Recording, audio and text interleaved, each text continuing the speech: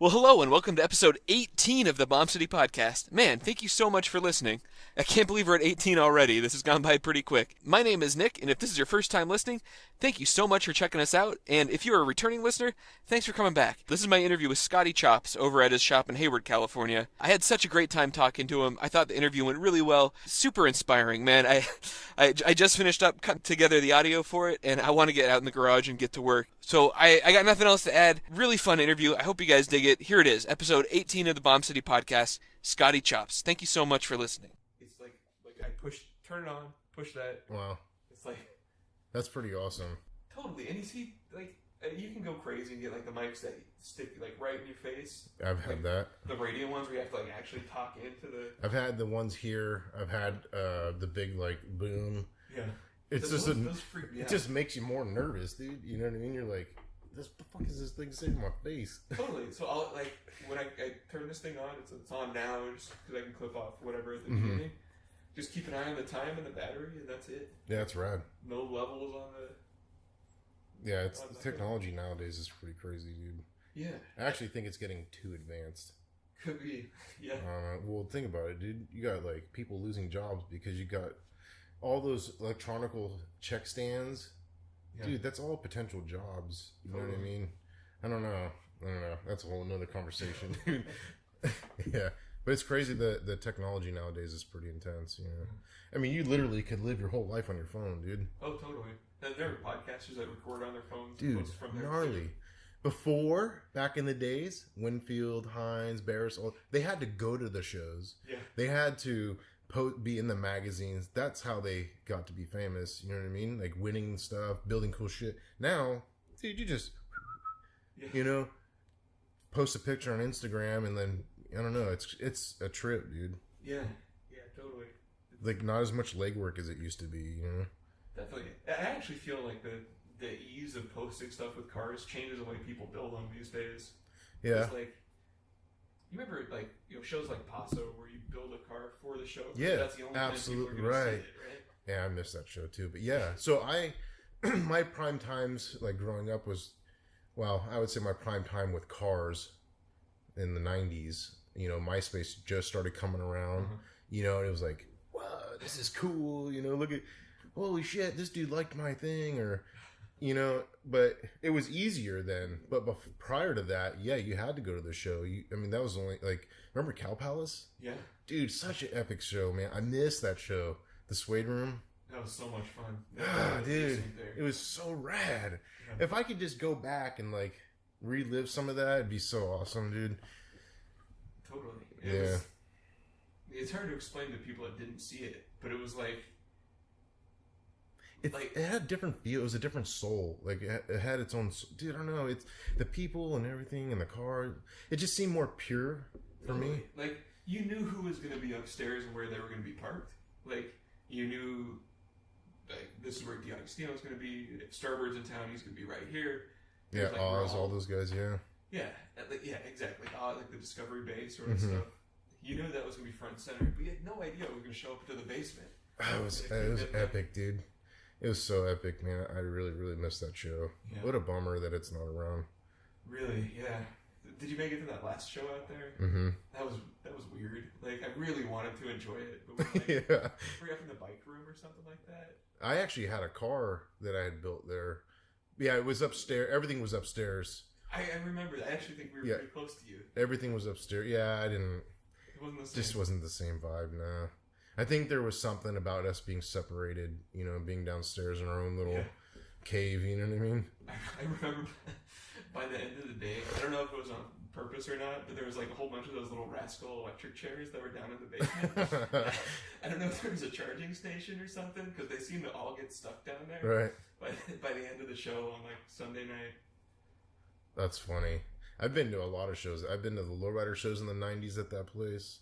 But by far the Cow Palace show, that was by far my favorite. Dude. Yeah. Because you guys started more or less with lowriding, right? Yeah. Is it recording? Yeah. Okay. That's me seamlessly transitioning. Okay. So yeah, I was always really into cars like growing up. I used to draw them, you know, I'd see them on TV or whatever, but no one in my family ever influenced me on the stuff. I was really into skateboarding, and I don't know, man. It was just always been in me, dude. It was nothing that was like, hey, you should do this, or, dude, everything was just, it was already a fire kindling, it's already starting, you know what I mean, as a kid. And then as I got older, Dr. Dre and Snoop Dogg, I think this was in like 92, 93, they came out with their videos. I had ended up changing schools, and I was, seeing their videos with lowrider. I was like, wow, dude, this shit's awesome. The fucking car's jumping. And like the neighborhood that I lived in prior, like there would be some lowriders cruising around, which was awesome to see, You grew up in the Bay Area, yeah. Mostly in San Mateo. Like I think in the early 90s, it was like the 80s, the lowriders were still big, and like seeing, I don't know, I was just so drawn to it, dude. I don't know what it was. It could have been muscle cars, it could have been something, I don't know. I was just so drawn to the lowriders. It's kind of funny. We've sort of talked about this in the past, but I grew up in Livermore, and in the 90s, I remember low vintage was like, I think they were out on the south side of town. I remember they had a Botel Rivy with some murals on the trunk. Mm-hmm. And it was just cool as fuck. I mean, there was nothing else like it. I used to be a part of that club, actually. Yeah. I was in that club in the San Francisco chapter. Yeah, I don't know, man. But mind you, when in the early 90s, 92, 93, I was 12, 13 years old, dude.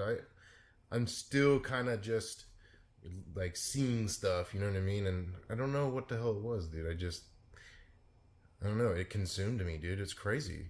Yeah. I already had this burning in me, Hot Wheels. I always had a car, always had a remote control car, like cars,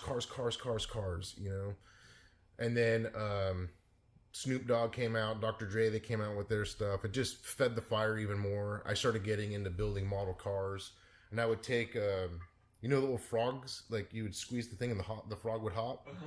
Yeah, I would take the legs off of that and glue it to the wheels of the model so the model would jump. Dude, it's so rad.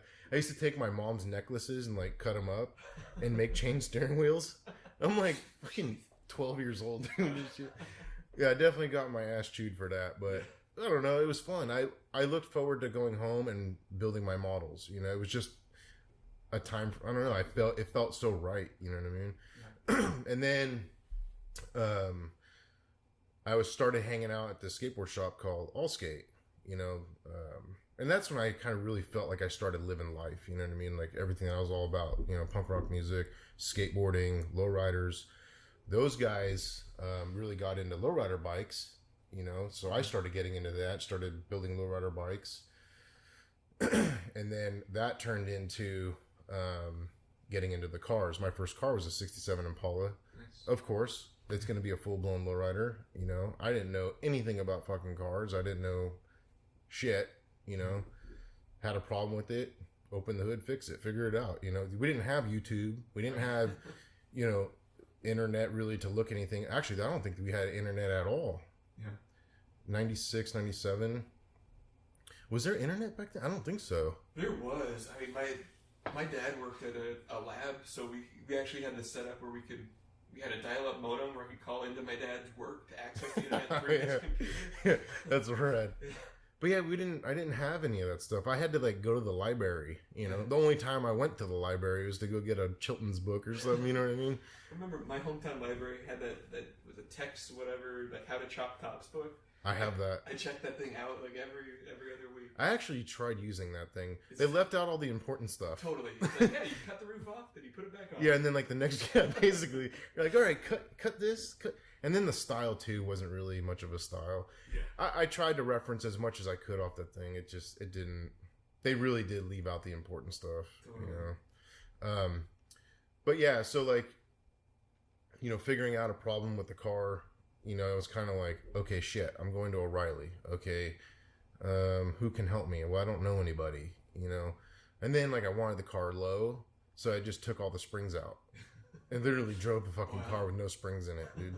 I didn't give a shit, but it looked cool. Yeah. Dude, I destroyed the bottom of that car.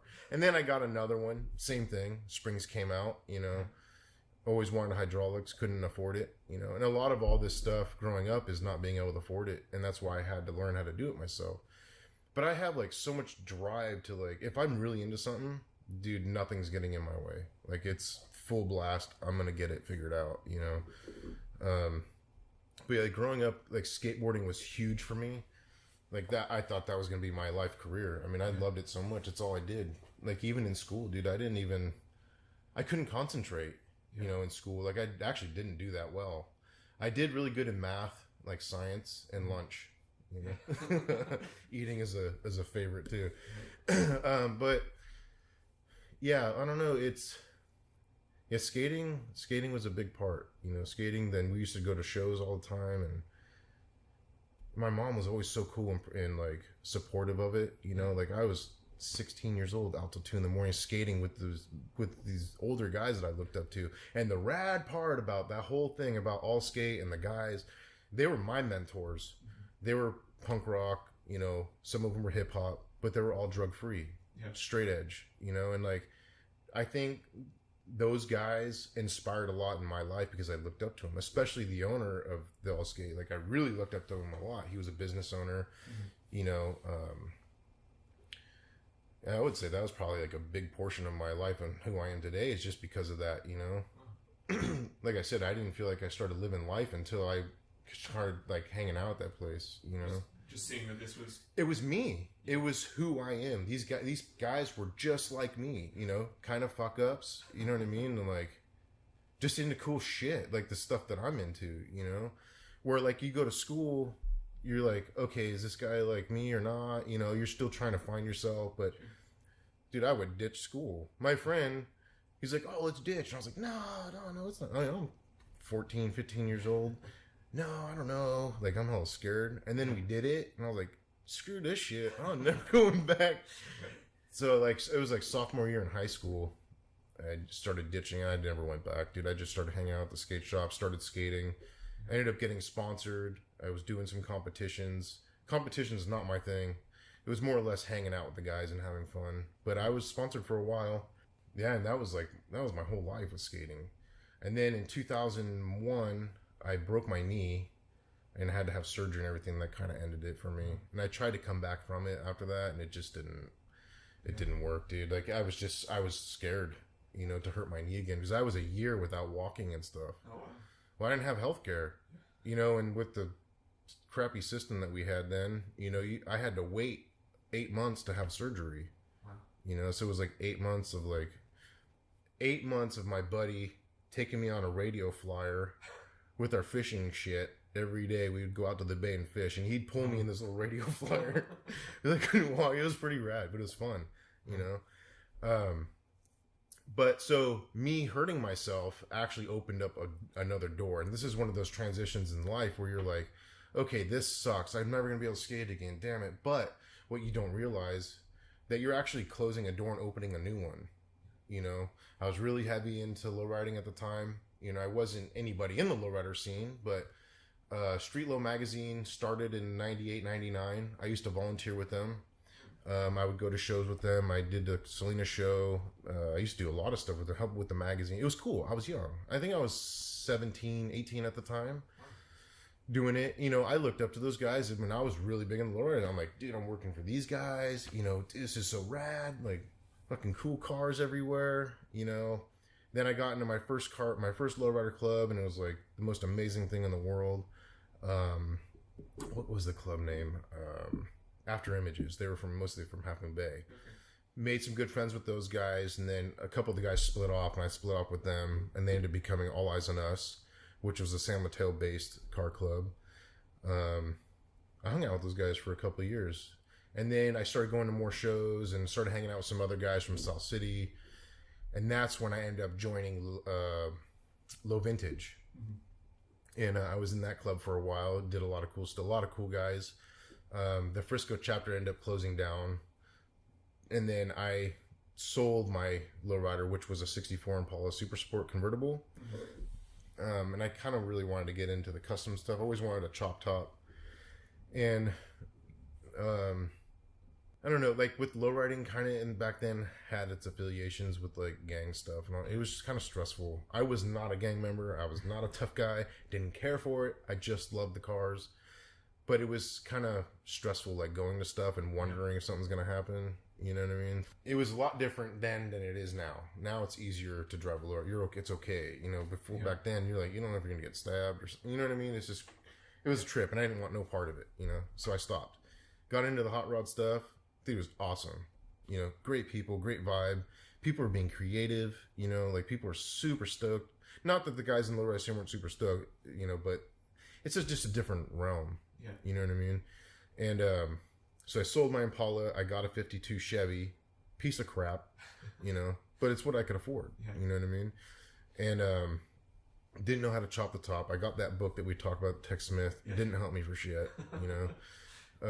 I actually, and Car Culture Deluxe or Old School Rods was kind of just coming out, you know what I mean? And Voodoo Larry was on there with that green 52 Chevy that he did. And I ended up calling him. Wow. The guy don't know me for shit. I'm fucking nobody. You know, I'm just some squirmy ass little kid that wants to build cool shit. You know what I mean? Uh-huh. That guy actually spent hours with me on the phone, explaining to me how to do the top, where to cut, how to style it. And like, for him to spend 3-4 hours on the phone with me and like, I'm nobody, it's pretty rad, dude. That's awesome. It's pretty rad. And then to speed up to today, like now we're friends and like, dude, like his conversation with me was a part of me being who I am today. You know, like little did he know he was inspiring some little kid to be something, you know? That's awesome. Yeah, it's fucking rad, dude. So, and I ended up chopping the roof. My buddy was helping me. He had a job that required him to work a lot and he left the welder there. And I had so much drive and so much like, oh my God, I want to do this. I want to do it, but I can't because I can't weld. I suck. Your friend was going to do all the welding. My friend was going to do the welding, yeah. But he was so busy working, you know, I mean, obviously his work's more important than my stupid car, you know what I mean? So I just got impatient. I was like, this fucking, I'm going to turn this thing on. I turned it on and like, didn't know fucking, no settings, nothing. I just pulled the trigger and like sparks were flying everywhere and like, I got something to stick and I was like, dude, this is cool. Like something fucking stuck together, you know? And then I think the first thing I ever made was I got some chain, you know, like welded the chain together and then a Sawzall blade, you know? I mean, it's a little weapon. Yeah. But it was the coolest fucking thing because I like made shit stick together, you know? Yeah. It's learning, like it seems super basic, but I remember the first time I got to try out a welder, it changes your whole world. It's like, what now? You're like, what the fuck just happened? Like, this shit just melted together. You know, I don't know. I think that moment right then and there, me making that decision to pick up that welder changed my life. Seriously, I didn't know where I was going. You know what I mean? I was a mechanic, you know, for the city. I was doing mechanic stuff somewhere else. I was painting houses. It just wasn't who I am. But the moment I decided to pick up, and that's another one of those doors that opens and closes or whatever, but that decision changed my whole life, dude, because I'm still living that life, you know? So after I got something to stick together, I was like, you know what? Like, I'm going to just do this shit. I had my buddy come over. He adjusted the welder, you know, and I was like, okay, it's on, dude. Started welding everything together. It shit sucked. Yeah. You know what I mean? I got pieces of sheet metal, bent it over my knee, like trying to make it, you know, kind of make a sail panel and all that. I didn't know what the fuck I was doing, dude. I remember at one point I was trying to set the back window and I was very, I couldn't figure it out. I couldn't, like, dude, could not. I was like, it was scaring the shit out of me. I'm like, oh fuck, this thing doesn't look right. Like, what the hell am I doing? Yeah. But, you know, I ended up, a couple of friends came over that had done one before. They kind of helped me. And I got it, and then I started making the panel, and I was bending the shit over my knee, and I started welding. It was probably 9-10 o'clock at night. It was dark out. It was kind of dark in I did all this in my grandma's garage, you know, and I don't know, man. It was just a sense, like, I remember welding that and just saying, you know what, this is what I want to do for the rest of my life. This is amazing. I love this. Fucking dude, I'm playing with fire and like bright lights and sparks and I'm making shit. It's fucking awesome, you know? And I never stopped from that point on. I made the panels. It looked like crap, so I took them all off, tried it again. You know, it literally sucked. But that's the thing, man. Like, you gotta learn. The only way you're gonna learn is by sucking. You gotta suck ass to get good. You know what I mean? Everybody, I don't give a fuck who you are. Nothing comes that natural where you're just good overnight. You know what I mean? And I think, like, for me, I like to see people learning, like, in their beginning of their journeys and all that. Dude, I try to inspire them. You know, I want to see, because I was there. You know what I mean? I was in that situation, and then to have someone, I want to be the Voodoo Larry to somebody else. You know, because really his information helped me a lot. You know, but yeah, I kept doing stuff. I remember welding my first frame. It was terrible, but I got it. I drove the car, and like it actually ended up looking pretty cool. Not the style I would build today, but you know. Was the first frame under the Model A that you had? No. Okay. No, that was the second one. First one was under a 52 Chevy. It's actually outside. Okay. Covered up because it's terrible. But the guy that owns it now, we're redoing it. You know what I mean? So it's kind of cool. I can go back and. But I mean, going in that car, and that car was what started everything for me. Yeah. You know, and like to go in there and see it and like, oh man, it was terrible. But, you know, that was the beginning. You know what I mean? To see like, dude, this is my first time. I remember this. I remember the music. I remember the feeling. I remember the empowerment that I got from it. You know, just looking at the damn thing. That's you awesome. know, It's really cool. You got it back. I still have my first car, my 56, mm-hmm. and I've been slowly piecing that back together. And that's the car that like I got into auto shop with. I learned how to body work on it. I learned how to weld it. That was my daily driver in high school. And I took a torch to a car for the first time on that one. And the 56, that hood bird, it has a little panel on mm-hmm. the top where it sits out. Yeah, yeah. So if you just pull it, you've got this funky little delta thing on your hood. And my shop teacher just told me, yeah, just take a hammer and dolly, heat that thing red hot, and smash it flat. Like, great advice. Yeah. All right, thanks, Dal. And like, I did it, and I warped the fuck out of it. It's still bad. Like, it's got pieces of. There's parts of it where it's like hammered up, and there's like a piece of wood wedged in between the bracing. That's awesome. And it's like now being 32, going back to this thing I started when I was 16. And like, I remember this weld. This is one of my first welds. Cut out, remove. Like, yeah. And it seems so much easier now, but it's awesome. Like seeing your own progress on something, like revisiting something you for did sure. when you were a kid. Yeah, like, whether it sucked ass or not, it was still a part of your life, dude. It definitely makes you appreciate that you've evolved as right. As a car builder, at least. Yeah.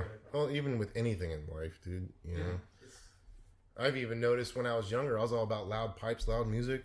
Dude, now I don't care for any of that stuff. Like, I want my car to be quiet, you know, more peaceful. You know what I mean?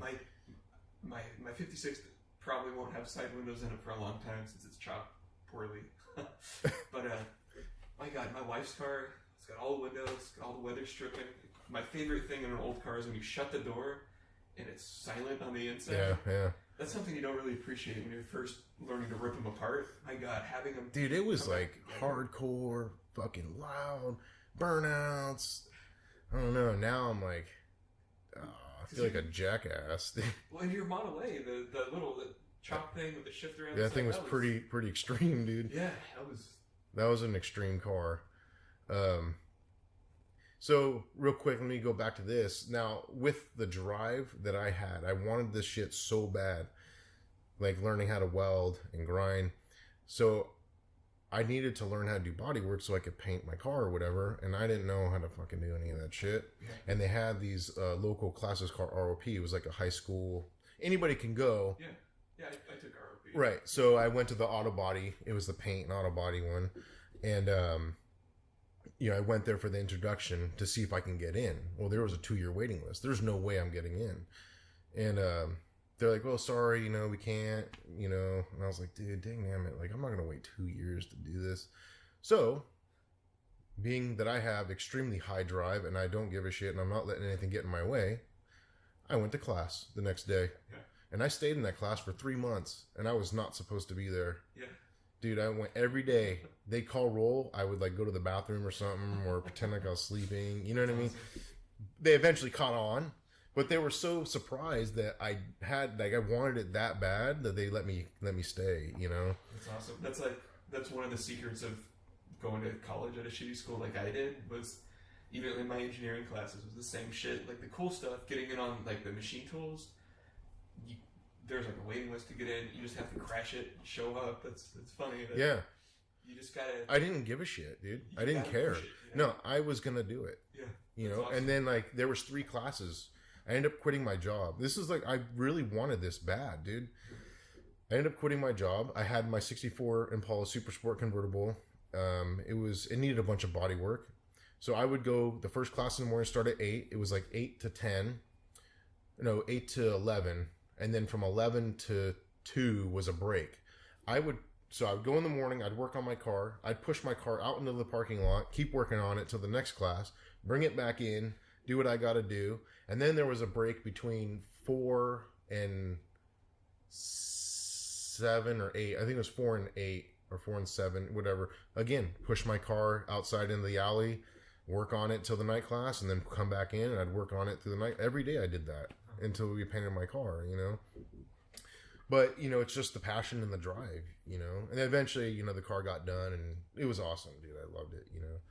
But going back to the hot rod, so that was kind of the start of all, like, the, you know, hardcore hot rods, you know. And it wasn't necessarily, that car wasn't necessarily built to, like, look crappy. It was just the best I could do at the time, you know what I mean? I really was trying my hardest to do nice stuff, you know. I didn't really have a sense of like tradition. It was all still new to me, you know. You know how like you have your certain specific eras and like traditional and not traditional. I didn't really know much about that stuff, you know. You started that car in what year? What was that? That was in like 2004. So that was still pretty early in the days of internet documentation of stuff. Like, dude, CAM existed. It was all about rough rodders, dude. I was on dude, I was like the guy on rough rodder. I was on that every day, you know. My buddy Ari, Mark and Ari from Hot Rod Havoc ran rough rodders, and like again, you know, those were my guys, you know. I mean, everything about those guys, everyone posting, so there was such badass shit on there, you know. Yeah, I mean, I think that style of cars has definitely died down, but it's hard to explain to someone who grew up in the time of Instagram where there's everything immediately accessible. Right. Those cars, you see a lot of unique stuff, a lot of people taking risks. Like, right. It wasn't all forbidden. Even back then, some of that stuff was like a little too much skulls. Yeah, I didn't get into that. I tried to base it. I wanted to be really aggressive, but still somewhat traditionally styled. You know, I think the newest thing I had on there was the motor. You know, I still used 40 Ford brakes. I still used 40 Ford wheels. You know, the shifter on the outside. My idea for that, I had a Harley. It had the shifter, a suicide shifter. I was like, oh, it'd be kind of cool. I'm fucking young, dude. I don't know. I'm having fun. You know what I mean? I didn't care what anybody thought, dude. It was just about, like, being artistic and having fun, you know? I did it. I was super excited about it, you know? And surprised, dude, that car actually, like, got a lot of people liked that thing. It's crazy, you know? And it was, like, such a piece of crap. But the attitude of that car was lost on no one, you know? Like, everyone saw that and knew it was going to be showing up, doing burnouts. I think it was, like, the perfect time for that thing. You know what I mean? Probably. It was, like, just kind of becoming the thing. You know what I mean? Guido had a car similar. I remember a Roadster that he had that I really, really wanted. I remember seeing that at the Cow Palace show. Yeah. And I thought it was the most epic fucking thing ever, dude. You remember? It has like a million cars. Do you remember the little Roadster, the little Model A Roadster he had? That was it was still a banger. It had like no floors. And like he just had like a little mesh tunnel. Huh. I don't remember. Dude, it was... I ended up owning it at one point, dude. Oh, wow. Yeah, it was fucking rad, dude. But it was around that time, you know? You know, if I was to build the car today, it'd be a completely different car. Yeah. It wouldn't be I'm more... It's kind of crazy how over time you kind of adjust, you change things, you know. I'm not into the loud cars anymore. I like the high boys, you know, more traditional.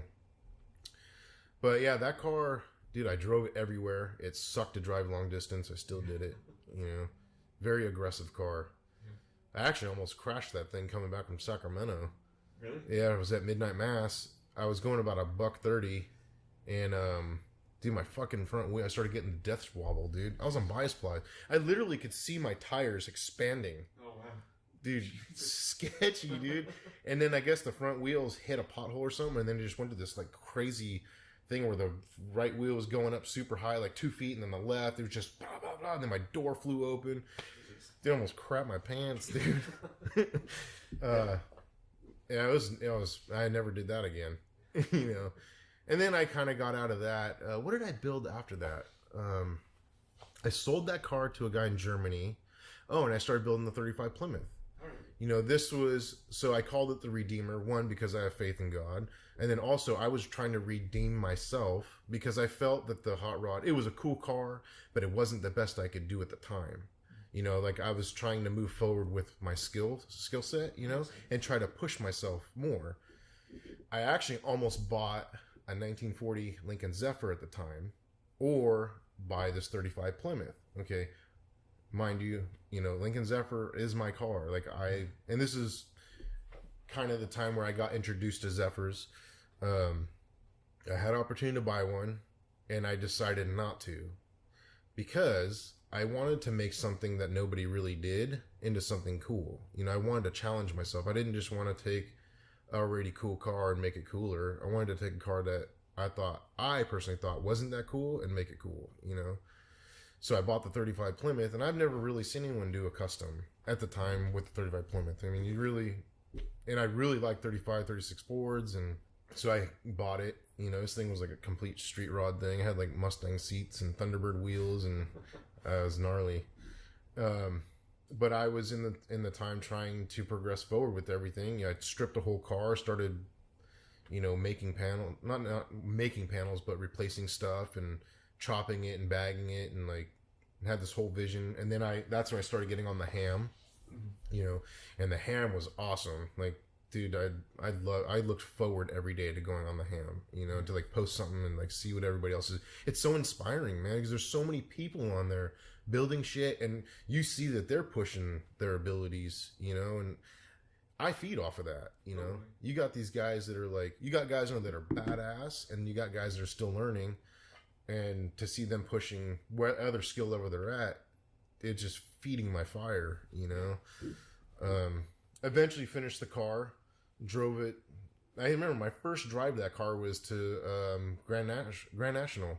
Yeah. Very first time ever drive. I never even drove it down the street. Dude, straight to Grand National. Making it through the snow or whatever was going on? It wasn't snowing at the time. I think it did rain on me. Yeah. I did have a leaky water pump on the way down, and then one of my transmission lines was loose. But other than that, it made it, you know. Actually drove pretty damn good. That car really liked going fast. Yeah. Yeah. I-5 like 90 miles an hour to, I think, an inch off the ground. So epic, dude. You know, like you see all the guys like cruising down, and they're going like 50. Yeah. And I'm like, whoo, flying by in this custom. It's all shot. It's so rad, dude. I always build my cars to be able to like go on the freeway, you know, because I want to be able to drive them, you know. But yeah, so I ended up selling that car, and then I had got a Zephyr, and I really wanted, I kept looking back like, dang, I should have bought the Zephyr. Dang, I should have bought the Zephyr, and like I regretted it. And luckily, I don't know, I was supposed to have a Zephyr, so one fell on my lap, you know, and I almost didn't do it, you know, but I got it, and it was bad. Super rotted out. Like, there was really nothing that was that savable on it. You know, chassis was all rotten. Bottom of the car's rotten. The whole front clip is rotten. All the parts were shit. It was basically a fucking piece of crap. Like, junk. You know what I mean? And, I don't know. Again, like, I had the drive and the fire that I have is just so extreme and intense, dude. Like, it just, nothing can stop me, you know? And I ended up selling one of my other cars and bought a 4-door sedan. And I didn't know if it was going to work or not, dude. Like, it was kind of like a Hail Mary. You know, bought this 4-door sedan. I actually paid a lot of money for it with the intent to cut everything off it and just keep, because it's a framed unibody car. So my intentions were to cut above the windshield and then cut everything off in the back, leaving the floorboard and the inside of the wheel wells. And then on my coupe, cut the top of the roof off in the same section, and then underneath the quarters and under the wheel well so that I could just slip it back on and then weld it all together. And sure shit, it fucking worked, dude. It worked. I just saved myself years and years and years of trying to like replace this crap. You know. That's awesome. And Yeah. were the purists freaking out at that point? I don't know. No, actually, I don't know about the purists, but I think all the guys in the ham, like I was kind of like, damn, dude, I just cut this thing up. But you know, I mean, it's really the only way to save that car. Yeah. I mean, it was so bad, you know, and like I was, shit, dude, like I'm like destroying this thing, but everybody was like, no, dude, you like saved it, and That's awesome. I mean, I was gonna do it anyways, but you know, like part of me was like, dang, dude, you're like ruining this thing, you're taking the value away from it, but I don't know, you know, I really, like I said, if I were to try to fix that car, it would take me 10 years, 15 years. There's just no way, dude, you know, and it's still working on the car now, but I mean, even though with the conversion, like it still does a lot of work, Yeah. you know. But yeah, I mean, that's what I'm working on now, trying to chop the car on it. It took me years to even figure out how I was going to chop the car. I've chopped a lot of tops, a lot, and I'm not scared to cut a roof. But, dude, this one, like, it scared me because it's so easy to ruin. Yeah. You know, there is a lot of chopped Zephyrs out there, and there's not many that I like, you know, and I wanted to make sure that I made the right decision on proportions, made the right decision on where to cut, you know, all the bracing, and I don't know, it's a scary roof to cut, you know. Yeah. I don't know. It took me years to figure it out. And there's actually one car, it was Timo Hursty's. That was the one car that I really, really liked a lot.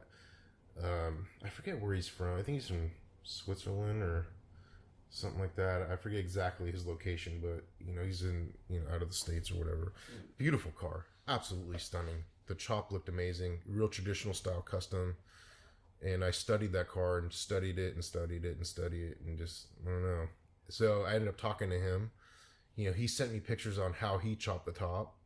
And I don't know, I just loved his roof so much, dude. Like, I kind of mimicked his chop, you know? What about the chop on those? He nailed it. Well, I mean, I changed a few things on my own, but it still looked like a Zephyr. Yeah. You know, the proportions looked good. You know, that on a 1940-41, the roof is really big. You know, like, it's extremely big. It looks like a big top hat, you know? It's like the roof is so tall, it doesn't even look right with the body. And the way he did it, the back window, the way it sloped down, like, it didn't look like a cockroach. You know, it wasn't like fastback looking. It still had the shape of a Zephyr, but it was chopped, you know? The one thing I did change on my car that he didn't do on his, which his looked amazing, but for me, the front windshield is real tall, and the side windows are so much smaller, and then you got the door tops are real fat. And when you chop those cars, dude, like, it's really prominent on how much bigger the front windshield is to the doors. And I didn't want to do that, you know. I took an inch off the door tops, brought the roof down lower or less than the doors to kind of compensate for the difference between the windshield and the door. I reshaped the door top also because it almost looked like that car, the back of the roof was a little taller. So when I chopped it, I pulled the roof back a little bit to get rid of the elbow that it had, and then also with the doors kind of flowing more with the fenders. If you look at the fenders on the car, they slant back slightly, you know, and I'm trying to carry the same flow, and I felt like the roof was just so far off. But I reshaped the door tops, reshaped the roof. You know, I'm in the process still doing it. You know, I made a metal shape grid. I used the stock sail panels and reshaped those on English wheel, which I think I'm still going to use. I'm just going to make a strip. There's a gap because the way I lowered it, there's a gap between the roof and the sail panel. I'm going to make a strip, TIG weld it, planish it, you know, and then put it in. But the shape pattern, you know, helps guide me to make sure that, you know, the roof isn't voiding like a dip. Yeah. Being that this car is stamped, you know, the metal doesn't really keep its form. It's kind of forced, you know, like if you were to power hammer or something, it would stay put, but it's not, you know, it's a stamped sheet metal. So when you cut it, naturally it's going to drop.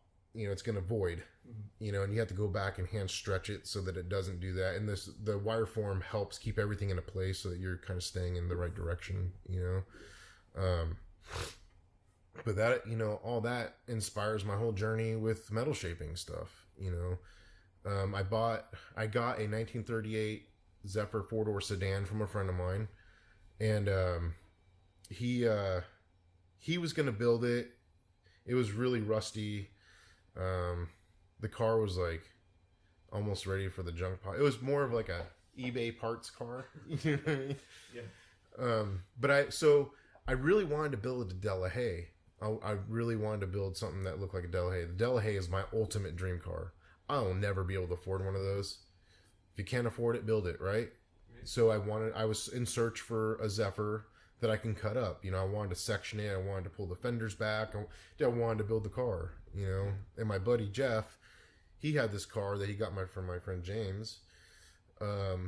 He was parting it out, and I was originally going to buy the whole car from him, but I just couldn't swing it, and I didn't want to take away the efforts from my other Zephyr to go on this one and get distracted.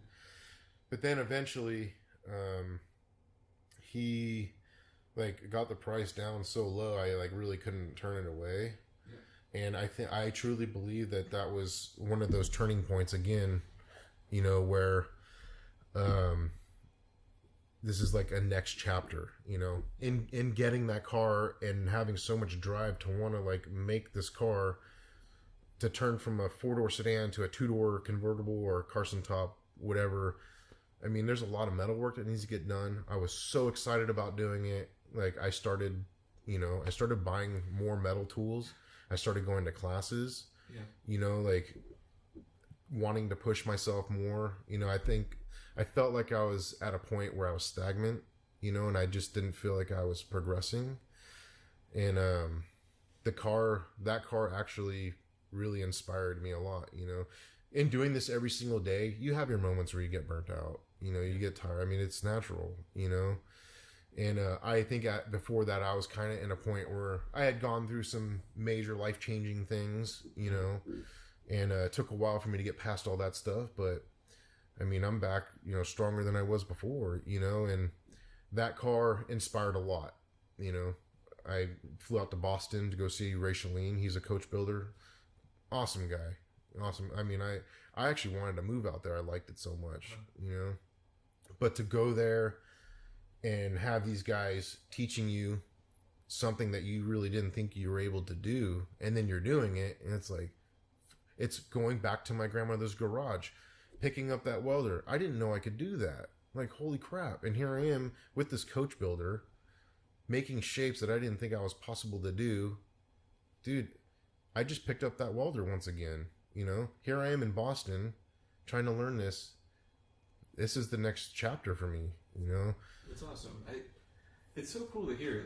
One of the really neat things I think about cars, metal shaping, and maybe it's just neat to me because these are the things that I can understand. Mm-hmm. But for someone like you to take on a new challenge, like learning a new metal shaping tool or something,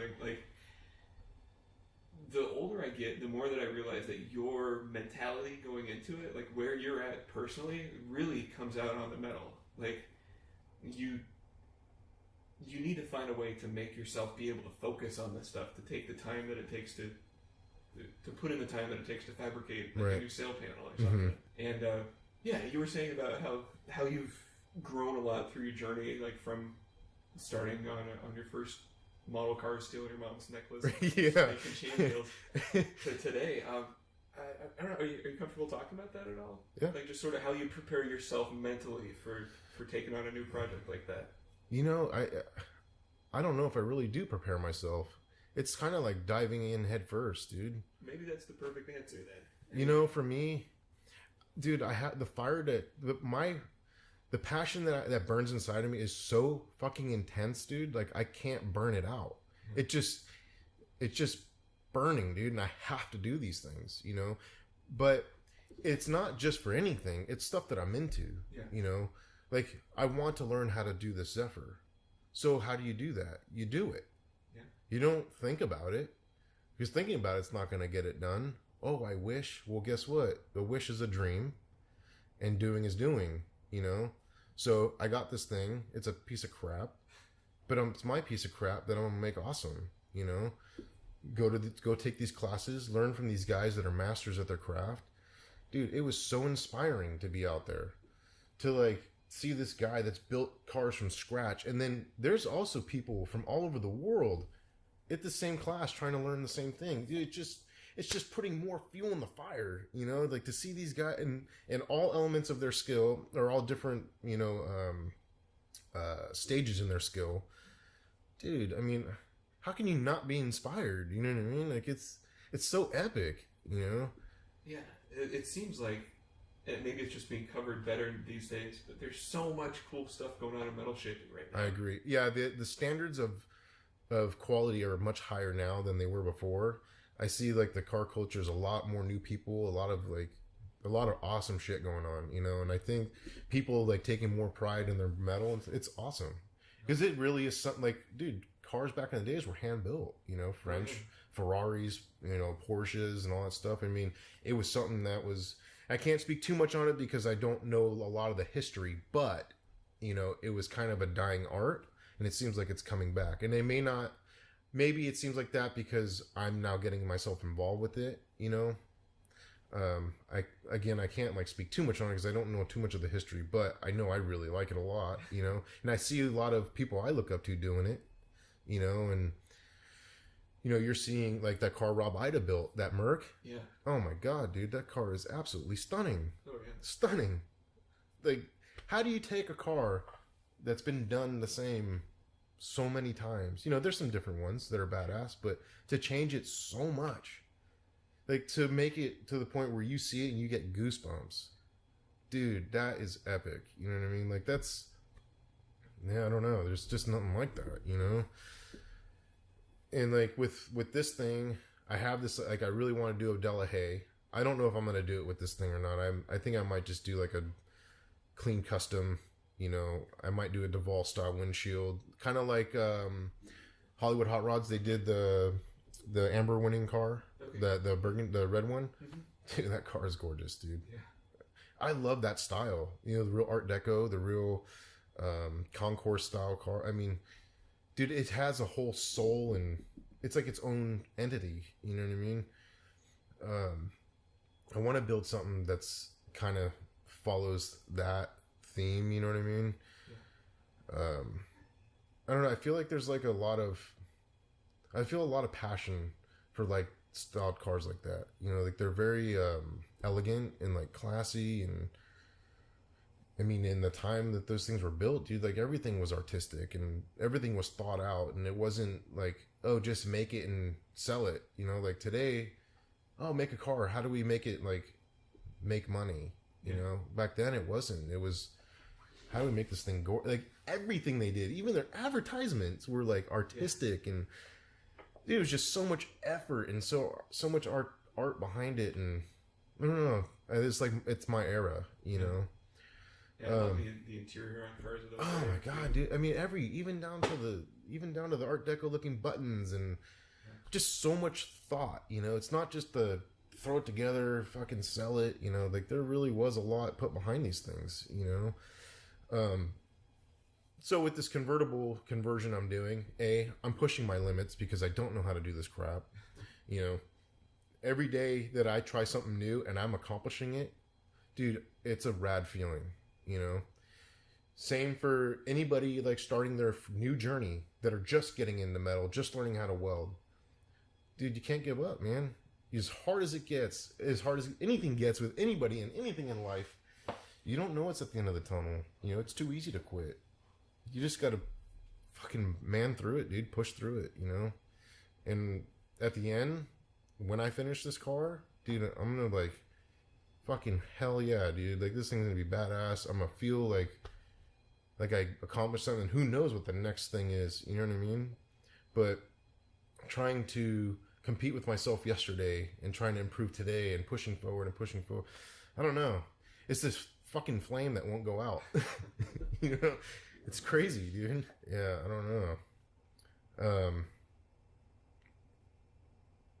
Yeah, I don't know. I'm like all the tooling, and like I have a guy that's mentoring me now. That's a neighbor of mine. He's a coach builder. He's been building cars, or he's been coach building for shit, I think 30 years, 15, 30 years. No, I think 30 years. He's done stuff with Mole. He did some things with Faye Butler and all that. Like, really, he's an older guy, old man. Dude, the guy's knowledge is insane, you know?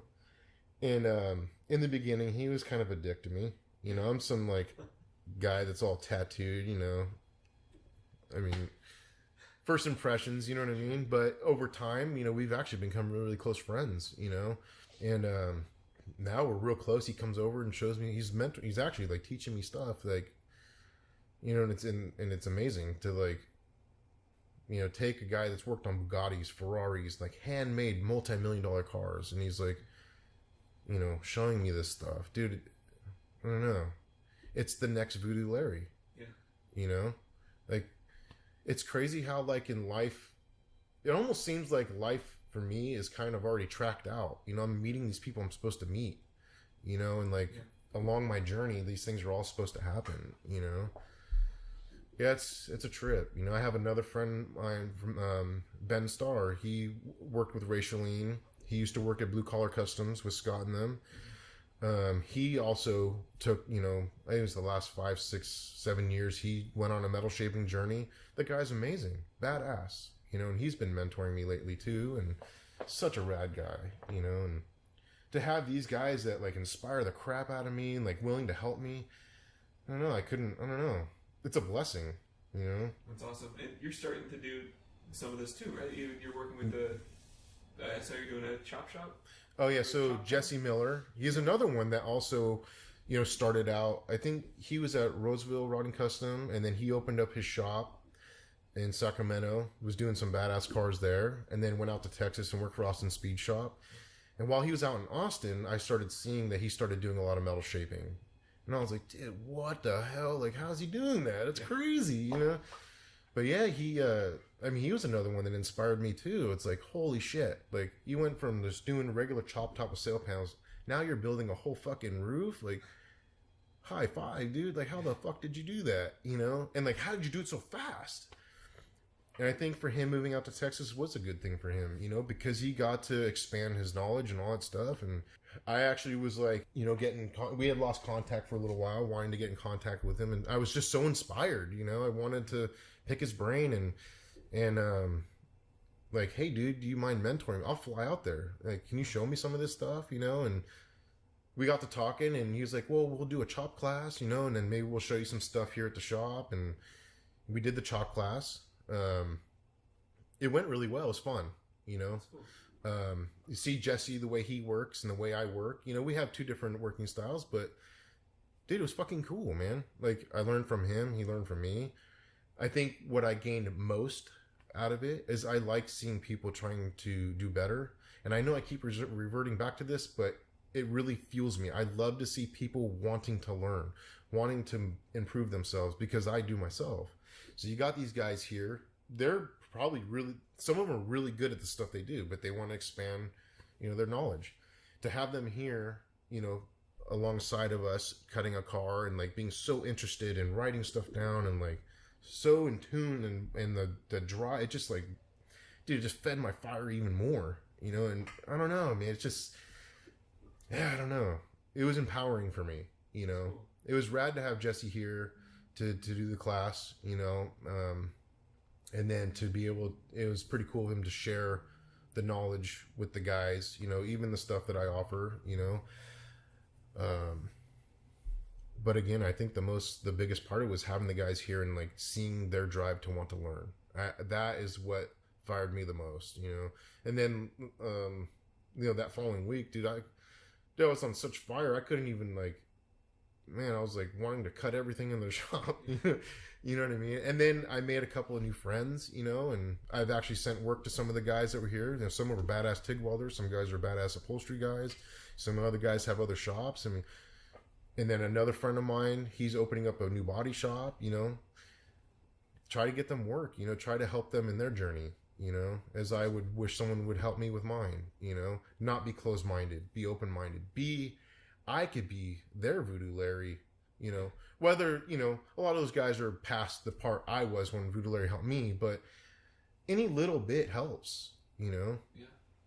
Any tiny little bit of inspiration, or, hey, like, yeah, I just commented on some dude's Facebook post, you know, the other day. He's learning.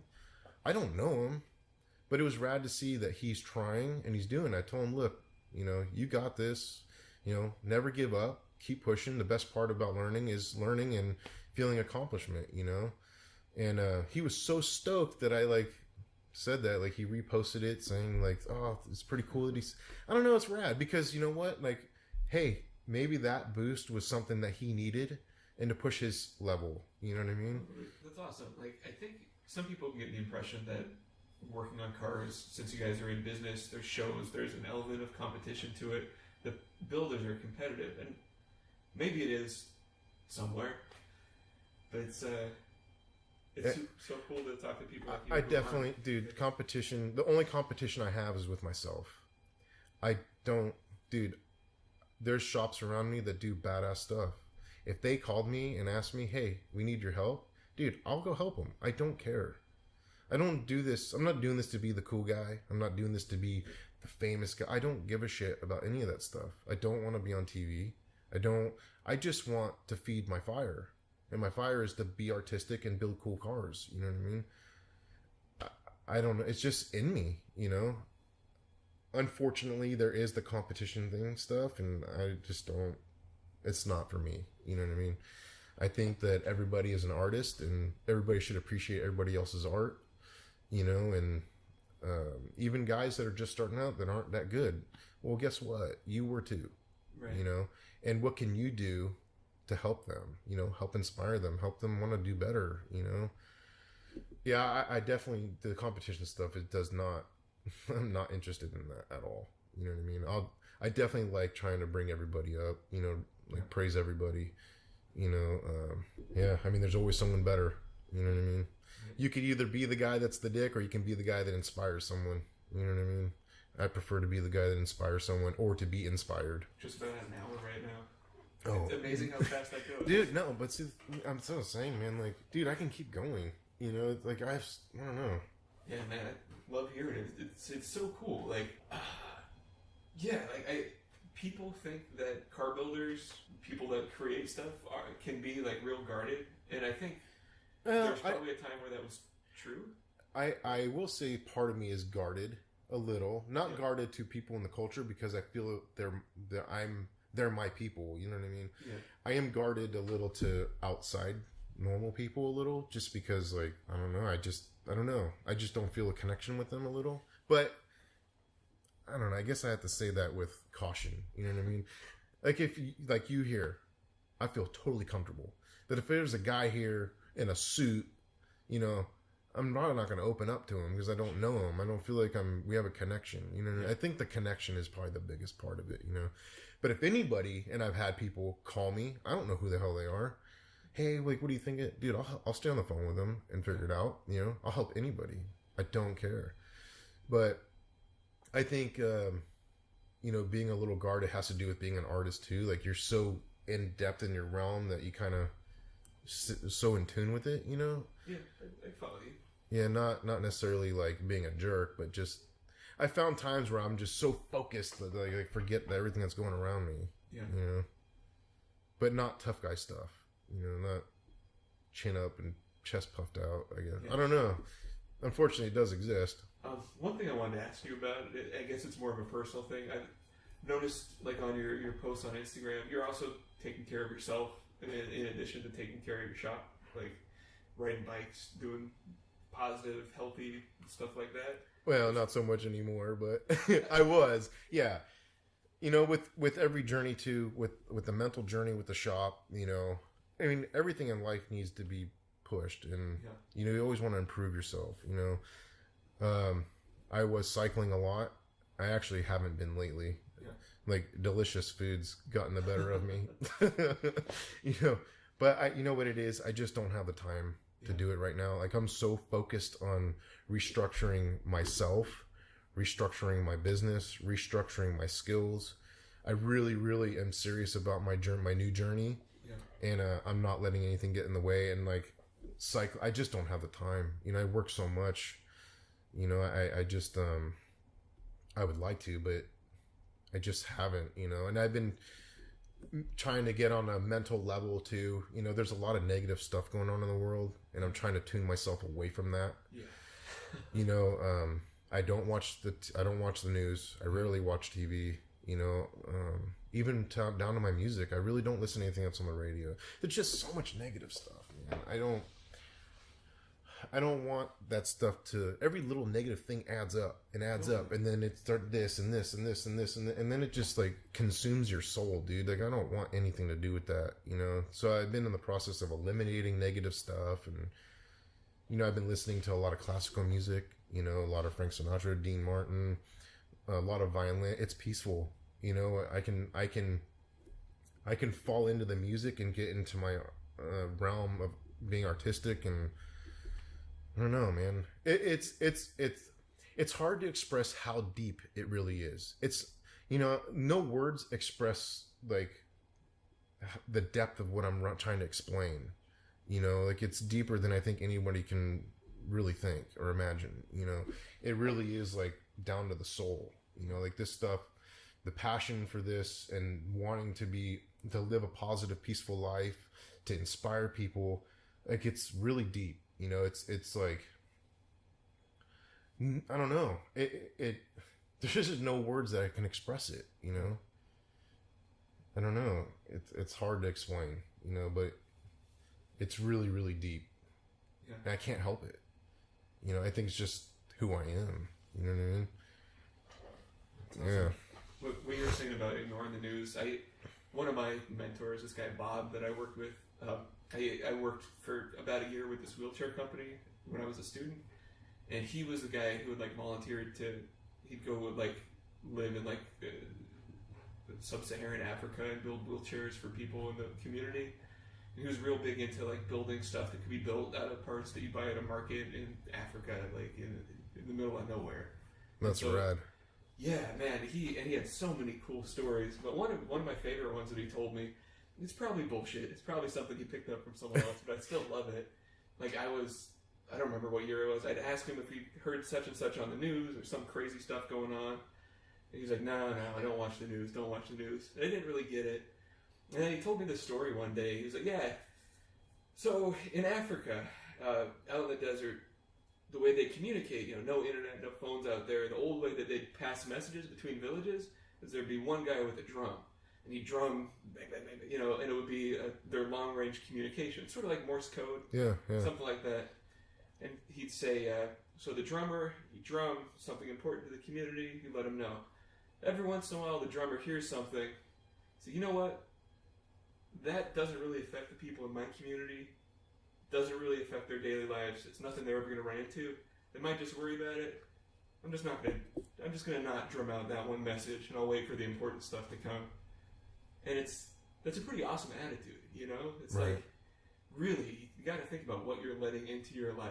Like, absolutely. Because I get angry and frustrated with politics, and I'll find myself getting it's crazy, into it. man. It's like, but the thing is whether you like it or not, it's still happening.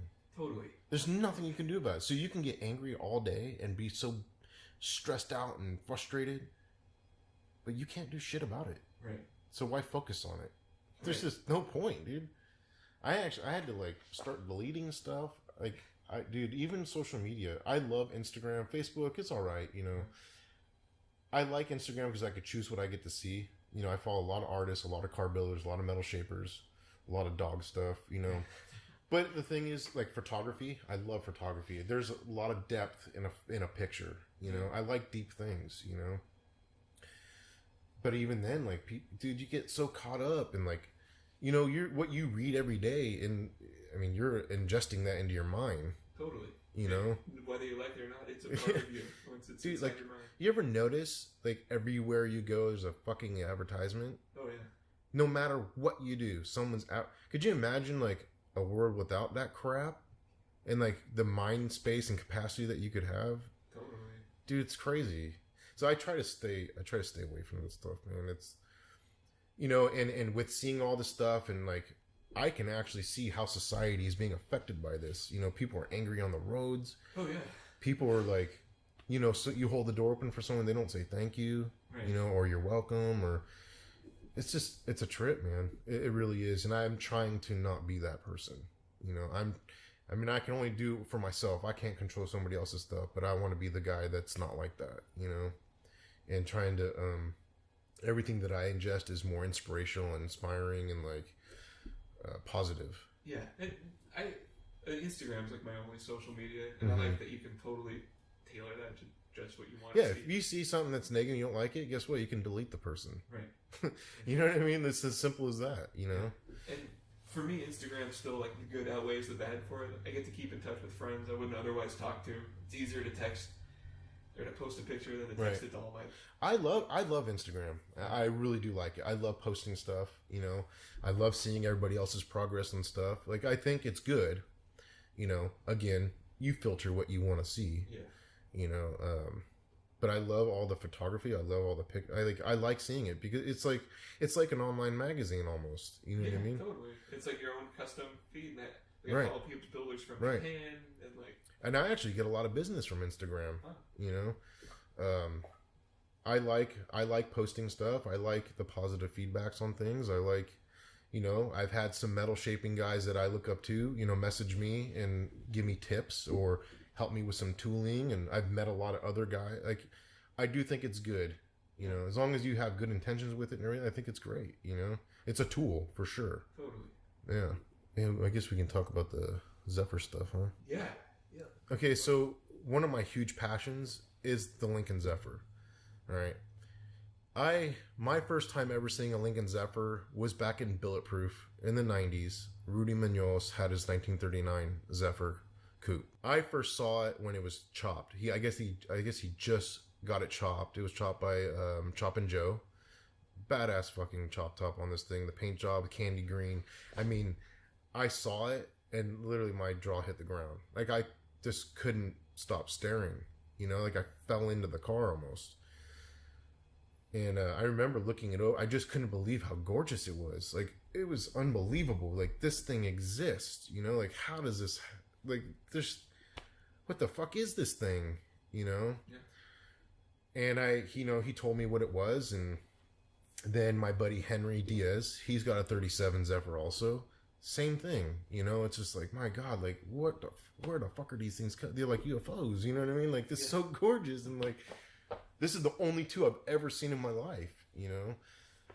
And it stuck with me and stuck with me and stuck with me. And then I went to West Coast Customs in Paso, and Lalo had a 1940 Zephyr that was in bare metal at the time.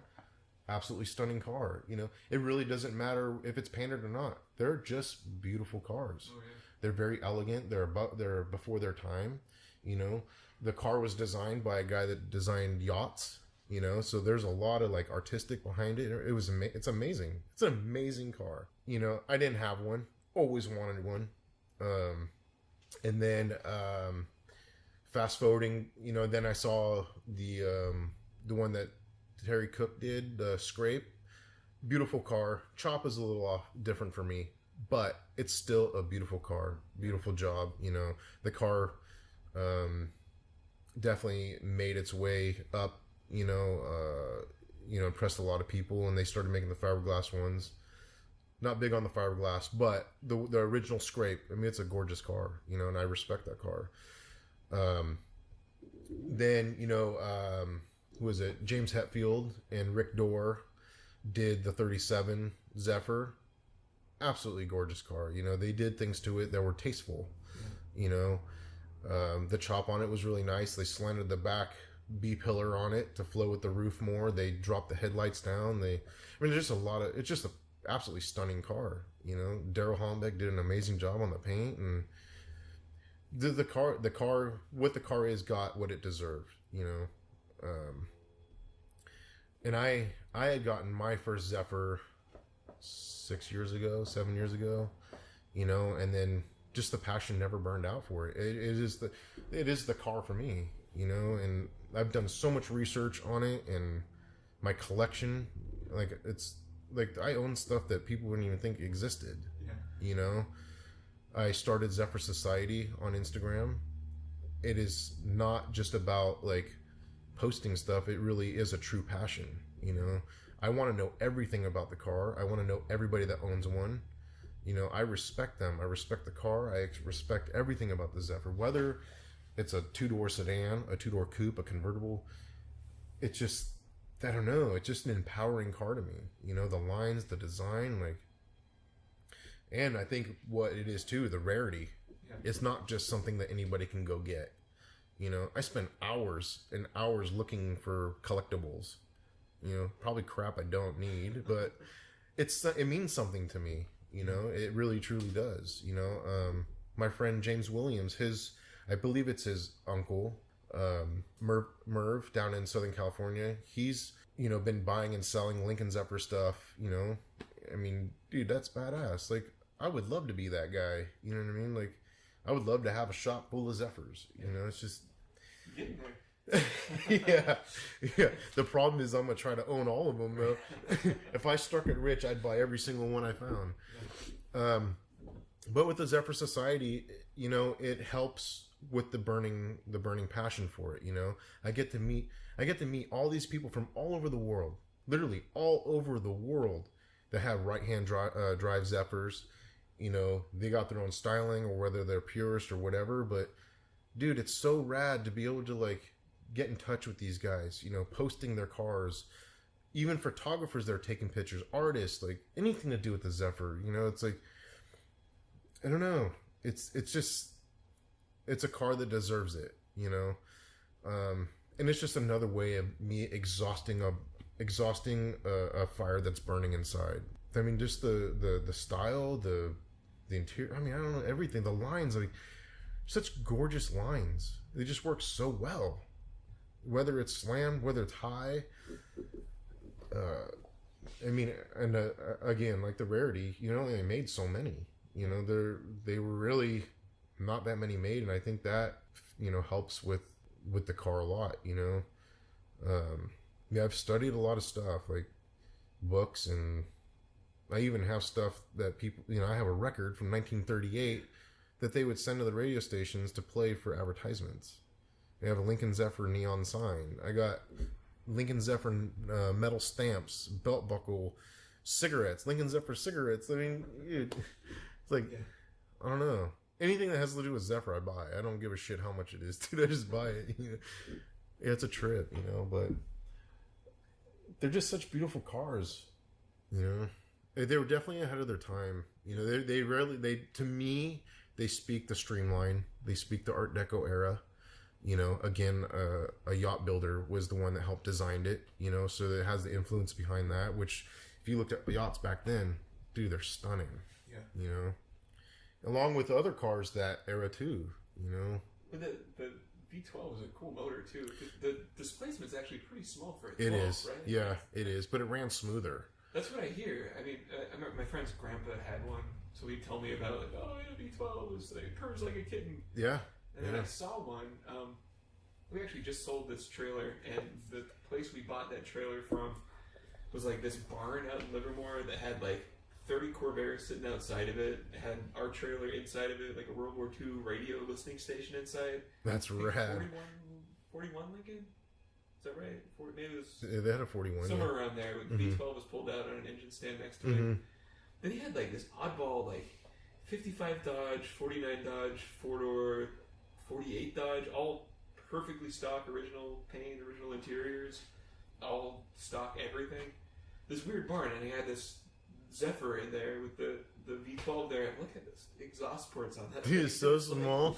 Yeah, you can't even put a fucking golf ball in the thing. Yeah, like it's cool as hell, but it's, yeah, I guess that's the thing about the V12 is that they're supposed to be smooth. Yeah, very smooth, well balanced. Yeah, not much power, you know. Absolutely gorgeous motor. Totally. You know, I unfortunately sold mine. You know, I did a more updated motor and stuff on mine. But are they as hard to get parts for as I imagine? Yes. Yeah, they don't make shit for it. Nothing. You know, if you need like a piece of sheet metal, you're better off just making the damn thing, you know. And if you do find a part, it is extremely expensive. Yeah. Extremely, extremely expensive. even taillights. It's insane on how much, and even though in the last 10 years, I would say in the early 90s, people didn't give a shit about this car. Yeah. There was people at tow yards or whatever, they would get it, and they would try to sell. I heard a story from somebody, I don't remember exactly who it was, but their friend was a scrap metal. They would get old cars and scrap them. Well, he was telling me that his buddy used to crush Zephyrs all the time. They would get the three window coupes. It's a huge 3-passenger car. Yeah. Or, you get 2 people, 1 driver, 1 passenger, maybe 1 in the middle. Right? These are the coupes. They would get them. They'd try to sell them. Nobody wanted them. It was a huge car. And they were crushing them. Like there's nothing, And 10, 15 years ago, it really wasn't that, to the purists, they know what the car was worth and all that. It was a very rare car. But I think, like, it being introduced into our culture really sparked a huge interest in the car. You got Rudy that came out with his Henry Scrape. I mean, these are big cars these are cars that inspired me, and then look what I'm trying to do with the car, Yeah. Then you got other cars that came out. Lalo came out with his. Then Lars ended up getting Lalo's, and it was just a train of people that got it. James Hetfield. I think James Hetfield's car really sparked a lot of interest. There's other cars too. This guy Rich that had a '39 Zephyr that's bare metal, beautiful car. All these Zephyrs starting to come up, and like people are starting to recognize them. They're hard to get. They're bringing big money now. Yeah. A 37 parts car that's not even like, it's missing crap. It's got holes every. It's $40,000. Jesus. Who the hell is going to pay that much for a fucking project? You know what I mean? But go find another one because they're rare. Luckily, like with me doing Zephyr Society, people message me, hey, I got this for sale. It's pretty cool because like I know people now. Like it's a little easier for me to get parts, and I try to share it with the community and stuff, but it's kind of crazy to see the car go from, I don't want to say nothing because the car was something always, but to be not as recognized to being extremely sought after. Like if someone was to walk in a barn 15 years ago and see a Zephyr, oh, that's a cool car. You're like, yeah. But if someone was to now, it's like, holy shit, that's a fucking Zephyr. How much you want for this? Either they're going to build it or they're going to flip it. Yeah. And I remember that one in the barn is $10,000. And when I was in high school, it's like, I will never have $10,000 in my pocket. But it's crazy to see, like, within that time, the car just got raised up so high, I think it's cool to see it happen, but it's also sad to see it happen because now the cars are becoming unattainable to certain people. Yeah. What the future holds for it, I don't know. I surely hope I'm a big part of it in a positive way. Are you seeing people inspired by your fixing up old rusted out 4-doors? I hope so. Either I'm inspiring them not to mess with them or inspiring them to like build something cool, know. And now the 4-doors are going to be expensive too. And actually, 4-doors are beautiful cars too. I would love to have a 4-door. Yeah. I think that's the, in my future, if I ever finish these things, I would love to have a 4-door. The crazy thing is all of Lincoln's cars in that year, you got the Continental, which was the higher end. You got the 4-door sedan. You got the 3-window coupe was actually the lowest model. Now it's the most sought after. Yeah. It's kind of weird how it switched. You know what I mean? And then you have the convertible, and then you have the K series, or the K model. They're just a very beautiful, luxurious car. I think with me building these things and like taking, like pushing my levels, and I don't know, I really just would like to like, okay, I'm building this 38 4-door sedan into a 2-door convertible. This thing sucks. Like it's fucking rotten. It's a piece of crap. Right. But the best part is like I'm seeing past all that. I can't afford a convertible. There's no way. Right. So if you can't afford it, but you have the skills, or you can, learn how to have the skills, you can make it. And that's what I'm doing. I can't afford it, so I'm building it. You know, I got lucky. You know, I'm hoping to inspire people to like push themselves and not be afraid of shit. You know what I mean? It's only fucking metal. You know, you can always, if you fuck up on a panel, guess what? You can throw it away and you can buy a new piece and make a new one. You know, I think it's more or less me fulfilling a dream, and I think I really would like to like people to see how much passion and drive I have and like feed off of it. I think more like it's hard to say, but I really do hope people are inspired by it. You know, I think they are. I mean, it's hard to ignore. You're doing. I'm like doing stuff I don't know how to do. You know what I mean? But the honesty of doing that, and people can see like, hey, this is a builder that I know and I respect, who's doing something new, and like for me, I was asking a bunch of questions about how you're building the shape grid and the buck and all that shape stuff. grid, the buck and the plastic or the tape forms and all that. Right. I don't know how to do that, and it's awesome that you're taking on something new, and it's like, for me, it's totally inspiring. Like, yeah, that's awesome, and you don't even do this. Right. That's the best part. But you can transfer my energy, my passion, and somehow twist it in a way that it affects your own life. You know what I mean? Totally. And I'm like, well, I got plans for my cars that I don't know how to do, but I'm like, well, what's the fucking worst thing that can happen? Yeah. It doesn't work out. And then you get to do it again. Right. And then don't do that. Let's learn another way. Totally. You know? I mean, when you're building your own stuff, there's no timeline. There's no, I mean, I know how to metal shape, but not to this extent. You know what I mean? I'm just used to making sail panels and patch panels and shit, like basic stuff. You know what I mean? But now, like, I'm on this journey with coach builders. You know, I mean, we're talking real metal shapers, guys that are building cars from scratch, and I hope to someday be able to do that. This Zephyr convertible conversion is probably one of the biggest projects I'm taking on. I feel really good about it. I feel like I'm soothing the fire because I'm progressing. I'm challenging myself. But someday I would really like to build my version of a Delahaye. To me, that car is absolutely the most beautiful car in the world, and I want to have one, And, there's only one way to learn, and that's to do it. I've sacrificed so much crap to, like, go to these classes, to buy all these tools, and to meet people along the way, It's pretty awesome. I don't know how long it's going to take me to do it, but, but every time I work out, I'm learning something new. It's I gotta say, it's been fun to watch. Like, we've known you for a long time. I've been following your build since, I went to Bulletproof in 2002 was my first time. Mm-hmm. And I think I probably saw you right around that time. And it's been really inspiring to see you just keep progressing and keep getting better. It's like, first it was the sort of rough hot rods, and then right.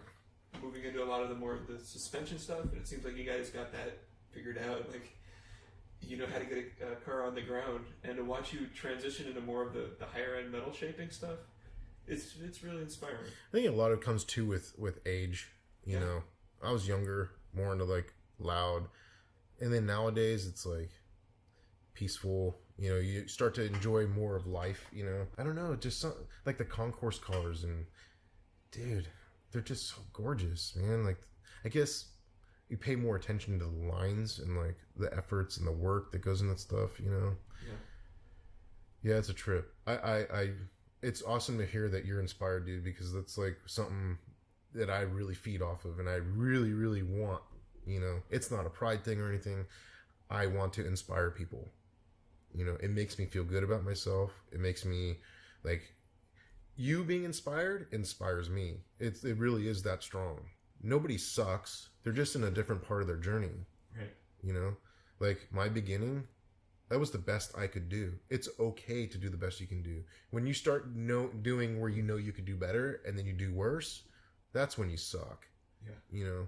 But hey, we all got to learn. Nobody learned. I've been in business 14 years now, and like you said, dude, the progression is insane. Yeah. There was some time where I got burnt out. I do it every single day. Sure. Every day. I go home and I'm doing car stuff. The weekends I'm doing car stuff. It takes its toll on you. You know, it comes very repetitive. But you go in and out of that, like any artist, you know what I mean? And I consider myself an artist, you know, not just a car builder, but, you know, this stuff is art to me. I love it so much. Like, I can get into a zone. But, I forgot what the hell I was going with this. But yeah, I don't know, man. Just the passion and the drive and everything. It's, you know, to inspire people. Like, I think, like, I was so affected by Larry, by Voodoo Larry, like, it rooted to this day, and I'll give him praise for it till the day I die, because that was huge for me. You have someone that's been doing this for a long time, is somebody, and spent the time to not be an asshole, and literally spent hours on the phone with me. That's awesome. Dude, it's epic, you know, and then other people followed after, you know, and I don't know, I want to be that person in other people's lives, you know what I mean? I don't want to be forgotten. You know what I mean? Like, I want to continue to be, like, somebody in everyone's life. You know what I mean? In a positive way. You know, whether it's inspiring someone to fucking do something cool or look at life differently, you know, definitely, like, I feel like that's what I need to do, you know? Awesome. Yeah, so we're just about at an hour and a half. Wow, that's crazy, dude. Yeah, like, do you feel like we got it? Do you feel like there's anything else that we didn't cover? No, I think we covered it pretty well. Awesome, man. Yeah. Well, thank you so much for your time. This is a lot of Hell fun. yeah. And very inspiring. Awesome. That's what I want to hear. It's good to see you doing this too, though. You know, you're feeling your dream. Okay. You know, and like still figuring this thing out. And that's part of life, man. Just don't give up. You know what I mean? There's gonna be rough times and low times, and dude, you just got to power through them, man. You know, they're a testament to your passion. You know. Totally. Right on. Well, Hell thank yeah. you very much. Stop. Well, all right, folks, there you have it. Episode 18. Thank you so much. And thank you, Scotty, for taking the time out to talk with me. I really hope this episode inspires you guys. You know, while Scotty and I have chosen very different career paths, when it comes to cars, we pretty much started out at the same place. And so it really inspires me to see what he's done with that and how far he's taken himself and how much he's pushed himself to learn more and to get better. And I can't wait to see where he's at in the next, 5, 10, 20 years. He's really on the right path to do some amazing stuff. And it didn't take much, like we talked about in the interview. It took dedication, it took passion, and it took time. And I think that's stuff that's relatively easy to come by, All of us have challenges. There's a lot of stuff that's keeping us from our goals. But for me, hearing people like Scotty or any of the other people that I've had the opportunity to sit down with and talk to for this show, it really inspires me to hear about how they came over whatever barrier it was. If it was just lack of experience or if they had some serious hurdles to jump over, it really motivates me to get out and just try harder. It's really convenient to sit back in a place of safety and build up false walls between you and your goals. And this podcast, sitting down and having these conversations and recording them and listening to them over and over and over as I try to get the audio as clean as possible for you guys, it really sticks that the people that are successful are the ones that want it bad, And of course, that's not a panacea. Some people want it bad and don't make it, but I haven't ran into anyone yet who's been super successful just by accident. So I hope you guys can get some motivation from this podcast, some inspiration, or at least some entertainment. That's the bare minimum of what I'm shooting for. So if it does, awesome. If not, I'll keep trying harder. I got some really exciting stuff coming up in the podcast that I hope you guys will dig. But until then, my name is Nick, and I'll sign out until next time. Thank you so much for listening.